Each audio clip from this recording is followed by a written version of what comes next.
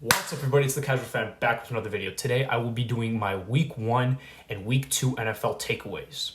So Week 1 was absolutely wild. We saw a lot of upsets that absolutely blew my mind. And I was only 9-7 with my record predictions, which was not good. Like, I was not expecting my squad, the Green Bay Packers, to get absolutely railed, literally, essentially, by the Saints. But, I'm just going to get right to it.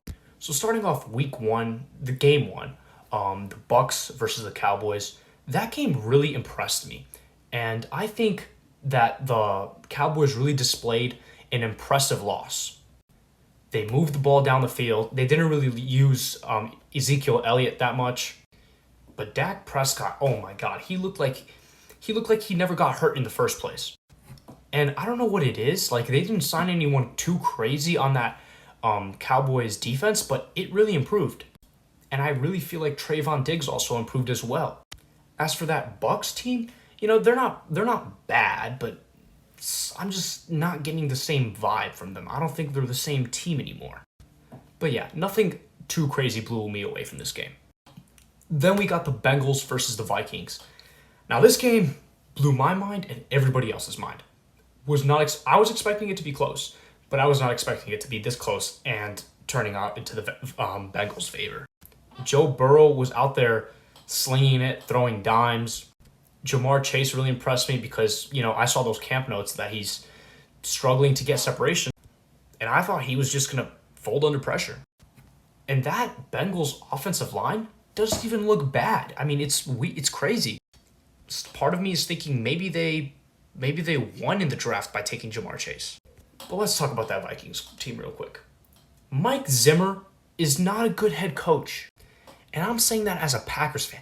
If the Vikings organization would just listen for a second, I'm trying to help you guys out. Mike Zimmer is not a good head coach. I'm giving the Vikings an F grade for that performance, and I'm giving the Bengals an A.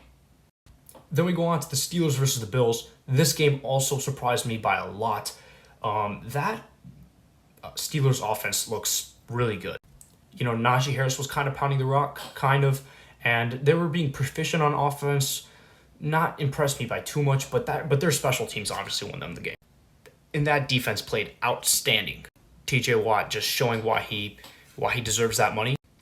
But that Bills team, man, I'm gonna have to give them a D. Did not look good at all. Couldn't get anything going, but I'm sure they're gonna bounce back. I mean, they did bounce back against the Dolphins. By a lot. But as a Packers fan, what I learned is that the media is going to try and slander you and twist your words in whatever way and just try to make your team look bad. Yes, the loss that we took against the Saints was abysmal. It was treacherous. It was absolutely whatever word you want to use to describe it. But we came back against the Lions. Now, yes, they're the Lions, and I'm really curious to see how we play against the 49ers, but I think we should be in our bag here. Devontae Adams is, back. Aaron Rodgers, there were really some bullshit fans who were saying Aaron Rodgers isn't going to try. Really? If he isn't going to try, then why would we put him in? It would be way too obvious. And maybe he didn't try week 1. Maybe he didn't. But, he obviously tried week 2. And he obviously loves his team. But if we're looking at the standings, the Bills are leading the AFC East with a record of 1-1. I think they're in good shape, definitely, to win the division this year. I thought they were going to have a lot of competition, but maybe I'm just wrong. The Dolphins, as much as, I didn't feel confident in Tua turn the ball over, it looks like he is valuable to that team because they lost 35-0. And the Patriots, like I said, I don't think they're going to make the playoffs, but I think they're going to get close. And the Jets, the only thing that they're going to be competing for is the top 3 pick in the draft.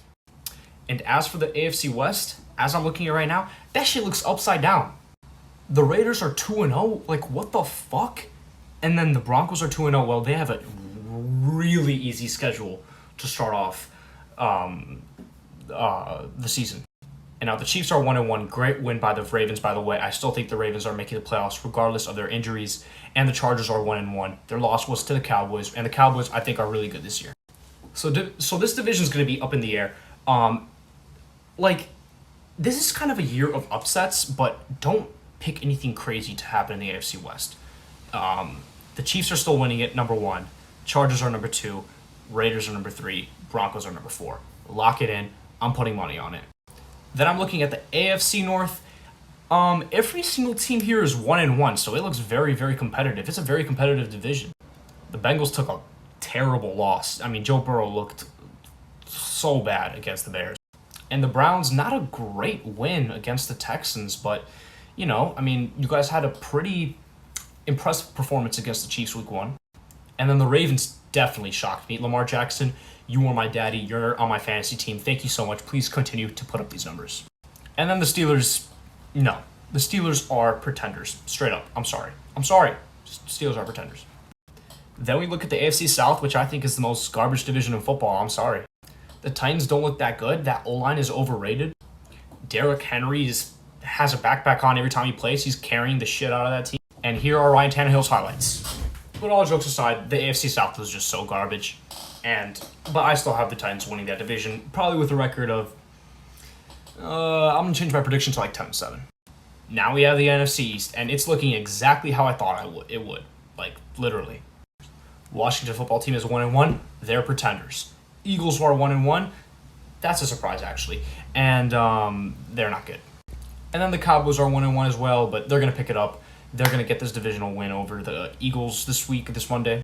And the Giants are terrible. And as for the NFC West, it's looking solid. I mean, I think the 49ers aren't contenders yet. I'm going to be really honest with you. Maybe I am slandering them just a little bit because we play them this Sunday night, but they were kind of giving it away against the Lions, and they were kind of giving it away against the Eagles, so I'm not sure. But the Rams and the Cardinals, the first 2 weeks looked phenomenal, so they're contenders. And the Seahawks needs to fire their defensive coordinator. And just get defensive weapons in general, because that defense is dog shit. As for the NFC North, I'm not gonna lie, this division is hot garbage. I mean, you know, the Packers are obviously gonna win it this year, but then you look at the other 3 teams, no comp at all. The Lions have a bright future, but the Vikings keep choking every week, and the Bears have a terrible head coach. Don't argue with me on that, Bears fans. You guys know that. And then there's the NFC South, which at the moment the Panthers lead them. That's really weird. But the Panthers are not making the playoffs. Christian McCaffrey can't stay healthy. I'm going to say that right now. Sam Darnold is good, but he's not. I don't think he's reached his max potential yet. And they're just too young. I think they need more veterans, and the NFC just has way too much competition. And then the Saints and the Falcons. The Saints are good. They're solid. Depending on how Jameis, if he can continue this consistency throughout the season, then they're going to make the playoffs. The Falcons, no, just. But yeah, those are my overall takeaways from weeks 1 and 2 from every team. A lot of surprises, actually, but we're going to have to see in the future what happens. But yeah, stick around for my week 3 predictions next.